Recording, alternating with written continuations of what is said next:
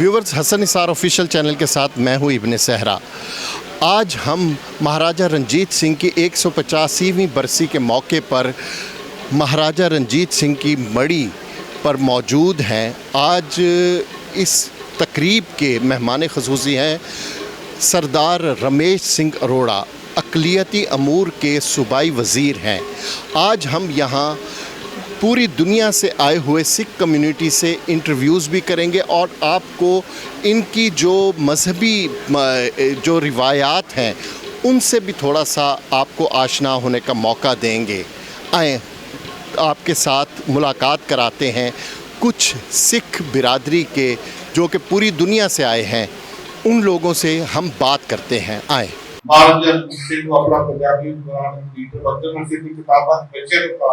आने वाले टाइम किसी और बहुत सारी चीज़ें कह रहे हो। मैं शुक्रिया अदा करता अपने चीफ मिनिस्टर मोहतरमा फकीर नवाज शरीफ साहब का देश के नाल कल उन्होंने पार्लियामेंट स्पीच कर रहे थे। बड़े स्पीच में उन्होंने खास कर काटकिंग किया कैसी काटकिंग के पंजाब में इक्वल स्टेटस देना मैं अपना फर्ज समझूंगा और मेरी दिल की ख्वाहिश थी कि मैं करियर को हमेशा करने का करियर मेरे सिर का ताज और कल प्रधानमंत्री बहुत सारे अपने कारनामे निभाए सिख मैरिज इन्होंने बड़े मत पत दे राखे आप वाहिगुरु हे अकाल पुरख अपने पंथ दे सदा सहाई दता जीओ श्री ननकाना साहिब ते होर गुरुद्वारियां गुरकामा दे जिन्ना तो पंथ नूं विछोड़िया गया। हसन निसार ऑफिशियल चैनल तो असी आए हाँ ते तुसी अपना तारुफ खुद कराओ ज़रा। दास कुलविंदर सिंह दिल्ली गुरुद्वारा प्रबंधक कमेटी वालों उत्थे दास की सेवा लगी है। रकाबगंज गुरुद्वारा है तो चेयरमैन है, उत्थे सेवा निभा रहे हैं। अच्छा। इस बार दिल्ली तो जत्था लैके पाकिस्तान की यात्रा ते दास नूं सेवा दिता है दिल्ली कमेटी ने। मैं प्रधान सभा हरमीत सिंह कालका जी का बहुत धन्यवाद करता हाँ। साढ़े जनरल सकत्तर जगदीप सिंह कालो जी, मिनोरिटी के चेयरमैन साढ़े चंडोक जी जिहड़ा सारा पाकिस्तान का आन की व्यवस्था देखते हैं, तो मैं उन्होंने बहुत धन्यवादी। उन्होंने मेरी यह सेवा लाई है और इत्थे आके सानू बहुत चंगा लग्या। 21 तरीक नूं असीं वाघा बॉर्डर जिहड़ा है क्रॉस किया। कदों हुण तशरीफ लै जाना तुसी वापस? साडी कल दी इत्थों दी वापसी है। अच्छा, ते ओ दिल्ली तो की तुसी पैगाम लैके आए सी लाहौर वास्ते, पाकिस्तान वास्ते? देखो पैगाम यही है कि आपस च प्यार मिले और दिल्ली दी संगतां नूं पाकिस्तान आके देशा विदेशा तो ज़्यादा प्यार पाकिस्तान च मिले है। अच्छा हाँ, इसलिए मैं बहुत खुश हाँ। मेरे दोनों बच्चे एक यंगस्टर नूं मैं लैके आया प्रधान साहब, तुहानूं जिवें कि दस भी रही थी कि मेरे दोनों बच्चे इत्थे यात्रा ते आए है कि बच्चों के मन च, क्योंकि यंगस्टर पाकिस्तान की यात्रा ते नहीं आंदा सी, तो मैं प्रमोट कर रहा कि अगे यंगस्टर भी जिहड़ा है पाकिस्तान की यात्रा ते आया करे। और इत्थे आके जो 10 दिन का साडा सफ़र है वो बहुत ही बेहतरीन रहा। इत्थे दी आवाम बहुत अच्छी है जो सानू इन्ना प्यार दे रही है। अच्छा सरदार साहब, यह दसो कि इंडियन मीडिया जिहड़ा गलत प्रोपेगेंडा करदा है ओ तुसी की ओहदे बारे? देखो मैं मीडिया बारे नहीं कह सकता क्योंकि राजनीतिक जिहड़ी गल है, मैं गुरुद्वारा संबंधित मैनूं जिस भी नहीं उत्थे ते ये कहंदे ने ना कि इत्थे हर बंदे दे हाथ च कलाशनकोफा ने, इत्थे औरतां नूं बुरका जबरदस्ती पवाया जांदा है। तुसी ये महसूस कीता है कोई इत्थे? मैं जो महसूस किया है कि इत्थे सानू बड़ा संगत का प्यार मिले और असीं यही पैगाम लैके जाएंगे। असीं उत्थे भी आके यही दसांगे। असीं लाइव भी कर लाइव जो साडी असीं इत्थे वीडियो बनी हुई है उहदे च अगर असीं बोले हैं तो जाके उत्थे दी संगत देखेगी। यानी पाकिस्तान पुरअमन तरीन मुल्क है। हाँ, पाकिस्तान बहुत प्यार वाले लोग हैं, अपने सर ते बिठा के रखते हैं सानू, तो असीं बहुत धन्यवादी हैं। अमन शांति प्यार गुरु महाराज सारिਆਂ ਨੂੰ ਵੱਧ चढ़ के दे और प्यार आगे आपस ज़्यादा बने, यही असीं अरदास करके जावांगे। बहुत शुक्रिया। असी चाहते हैं कि तुहाडा यह भी दौरा सफल होवे ते आइंदा जदों तुसी आओ प्यार मुहब्बत का पैगाम लैके आओ तो साडा भी प्यार मुहब्बत का पैगाम उन्हां नूं पहुँचा देना अपने वासियों नूं।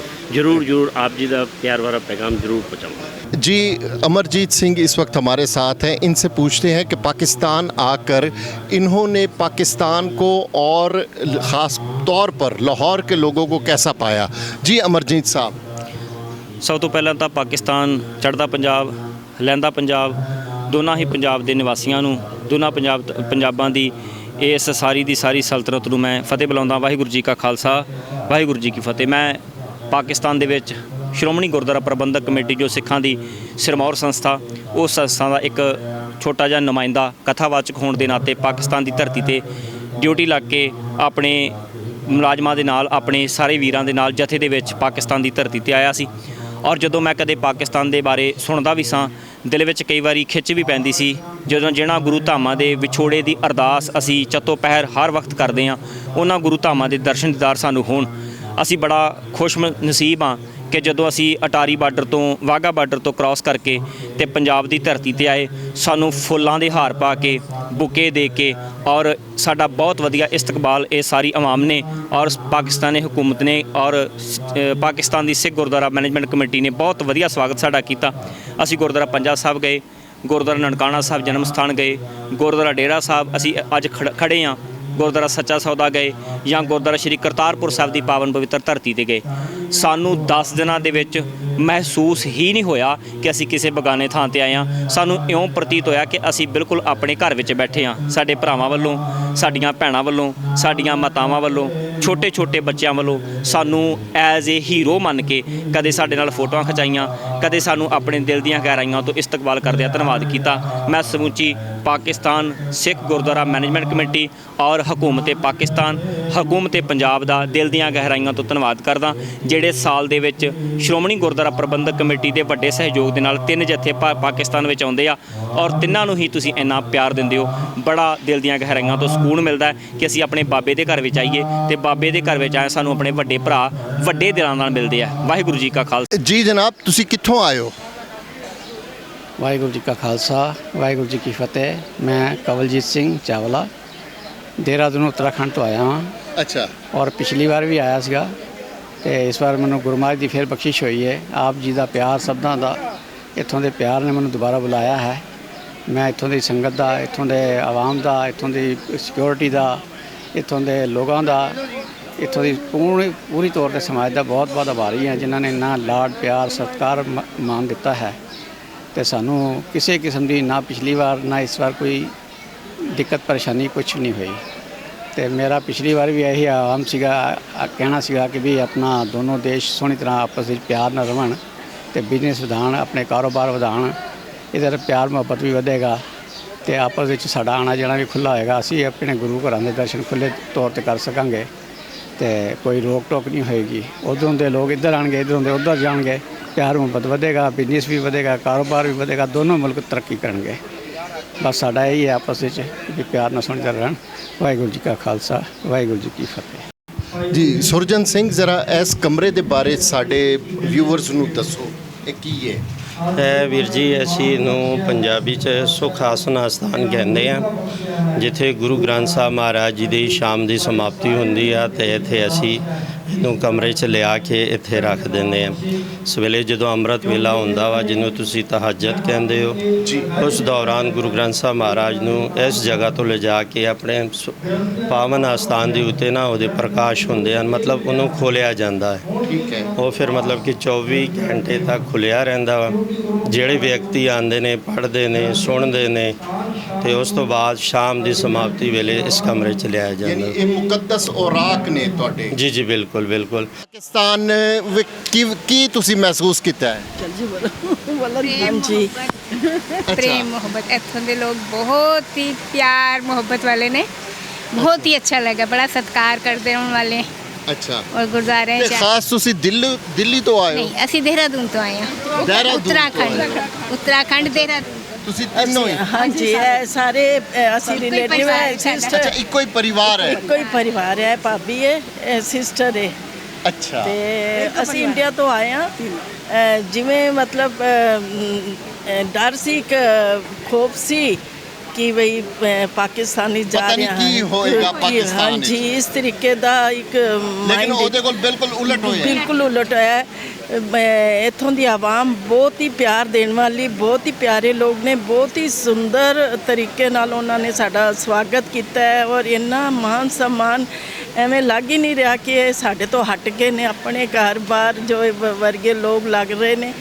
ਔਰ ਦਿਲ ਜੀਤ ਕੇ ਇਹ ਅਸੀਂ ਜਾ ਰਹੇ ਹਾਂ ਉਹ ਵੀ ਉਹਨਾਂ ਨੇ ਵੀ ਸਾਡਾ ਵੀ ਦਿਲ ਜਿੱਤਿਆ, ਅਸੀਂ ਉਹਨਾਂ ਦਾ ਦਿਲ ਜਿੱਤਿਆ ਤੇ ਸਾਡੇ ਪੂਰਵਜ ਪੇਰੈਂਟਸ ਵੀ ਕਰਦੇ ਸਾਡੇ ਦਾਦਾ ਦਾਦੀ ਅੱਛਾ ਕਿੱਥੋਂ ਦੇ ਨੇ ਤੁਹਾਡੇ? ਰਾਵਲਪਿੰਡੀ ਦੇ ਨੇ, ਪੇਸ਼ਾਵਰ ਦੇ ਨੇ।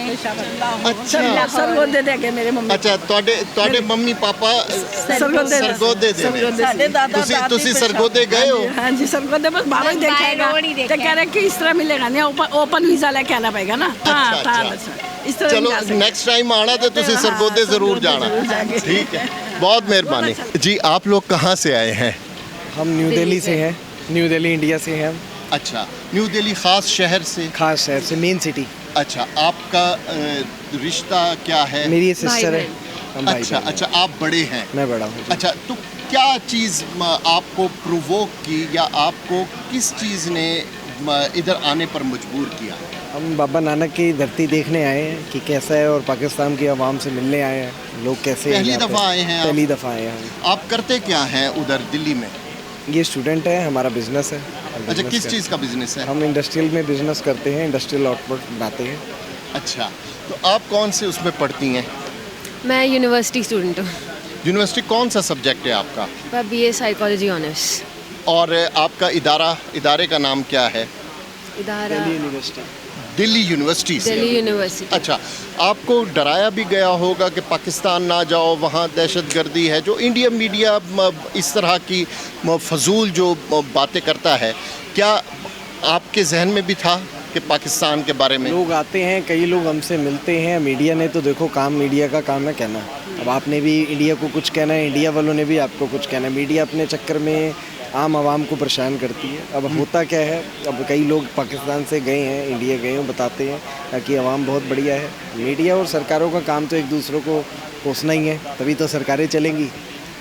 देखते हैं, हम आम पब्लिक से मिले, कोई ऐसा है ही नहीं। आम पब्लिक रोक के फ़ोटो खिंचवा रही है। कल पानी की बोतल ली, पानी की बोतल के पैसे भी नहीं लिए। अच्छा, तो अलग है का क्या मतलब है? अलग है मतलब जैसा परसीव किया जाता है वैसे उससे बहुत हट के है। यहाँ पे बहुत प्यार है। क्या परसीव किया जाता है?